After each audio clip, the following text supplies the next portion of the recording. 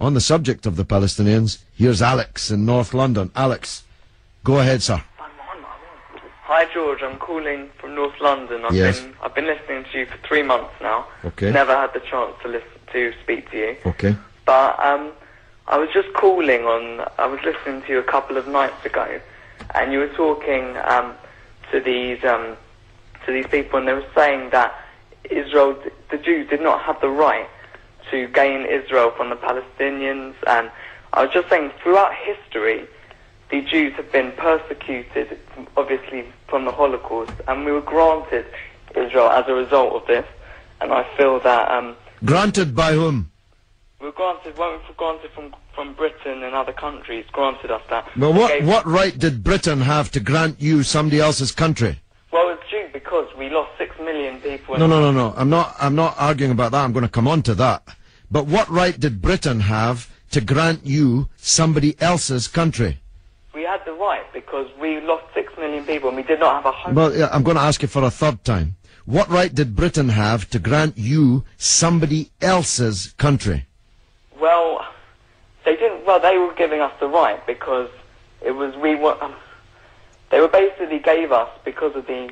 But they gave you somebody else's country. That's the point I'm making, Alex. Can you deal with it? Yeah, but the Jews have also had to.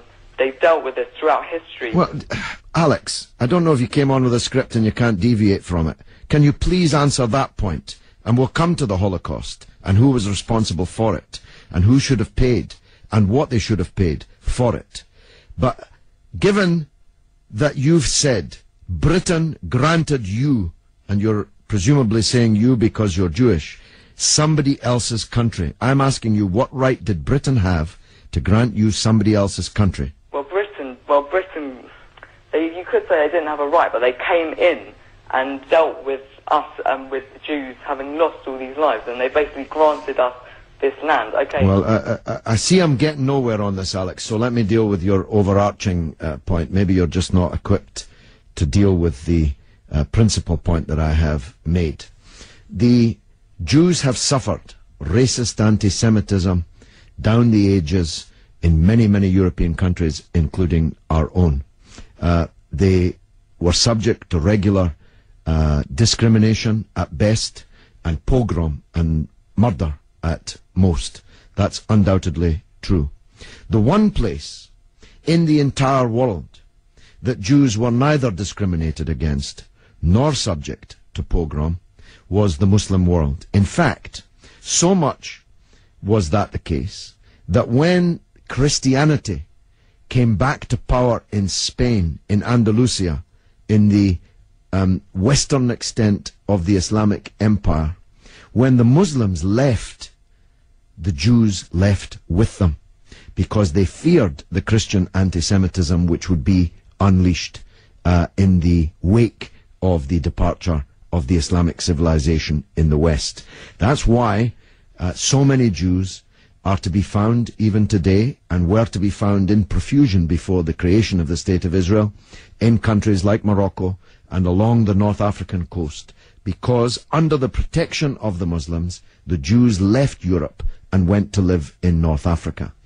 The Palestine that was wiped off the map when Britain granted you somebody else's country had Jews living side by side with Christians and Muslims for century upon century without the slightest trace of discrimination or violence or pogrom. So, what's happened is that Christian anti-Semitism in Europe, which massacred 6 million Jews in the greatest crime in human history, was paid for not by the Christian countries of Europe that either practiced or turned a blind eye to that anti-Semitism, but was paid by the very people who were completely innocent of that Holocaust, who had never persecuted the Jews, who had never pogromed the Jews.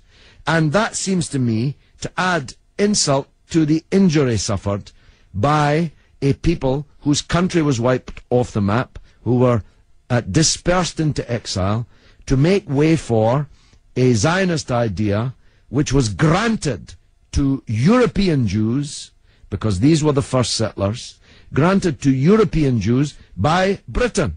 And as you have singularly failed, 4 times I asked you, to acknowledge that Britain had no right to give away somebody else's country, one country giving to a second people, the land that actually belonged to a third people, it seems to me an all-round injustice, don't you think, Alex? Yeah, I agree that they didn't so much have the right, but they were stepping in after the Holocaust to grant it to the Jews. But it was long before the Holocaust that Britain stepped in. Britain stepped in 1917 with the Balfour Declaration made by the British Minister Balfour on our behalf to a group of atheistic Zionist Jews. I make the point about atheism because it's now claimed that this is some biblical land right, as if God was an estate agent. The men to whom Israel was promised were atheistic Jews. They were not only not speaking for all Jews, they represented at that time in 1917 a tiny proportion of the world's Jews. Most of the world's Jews supported communist or socialist parties and ideas at that time. The Zionists represented a tiny sliver of Jewish opinion at that time. Yet Balfour promised them the land which belonged to a third people, without consulting either the British or the world's Jews, and least of all, consulting the Palestinians. Okay, well, thanks very much for talking. Okay, Alex, thanks for listening, my friend.